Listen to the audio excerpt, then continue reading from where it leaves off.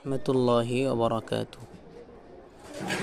আজ আমি আপনাদের মাঝে একটি পরীক্ষিত আমল নিয়ে আসছি। সে আমলটি স্মরণ শক্তি বৃদ্ধির আমল। স্মরণ শক্তি বৃদ্ধির আমল। যাদের স্মরণ শক্তি কম তারা দৈনিক এই আমলটি করতে পারেন ইনশাআল্লাহ। এই আমলের বদৌলতে, এই আমলের বরকতে আল্লাহ তাআলা আপনার স্মরণ শক্তিকে আরও বৃদ্ধি করে দেবেন ইনশাআল্লাহ।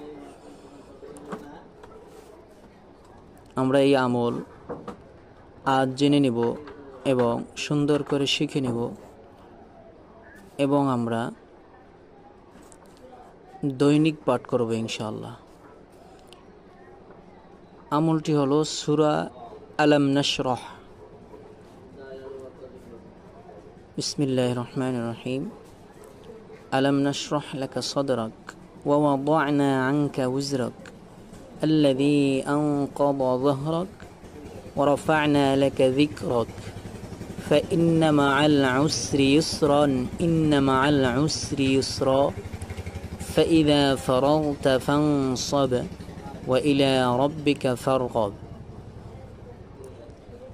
সূরা আলাম নাশরাহ 7 বার পাঠ করে কিছু কিসমিসের উপর 7 বার ফু দিবেন, 7 বার দম দিবেন।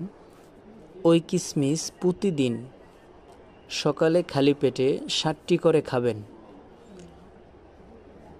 আবারও বলি, সূরা আলাম নাশরাহ 7 বার পাঠ করে কিছু কিসমিসের উপর 7 বার ফু দিবেন। ওই কিসমিস প্রতিদিন সকালে খালি পেটে 7টি করে খাবেন। ইনশাআল্লাহ স্মরণ শক্তি আল্লাহ বৃদ্ধি করে দিবেন।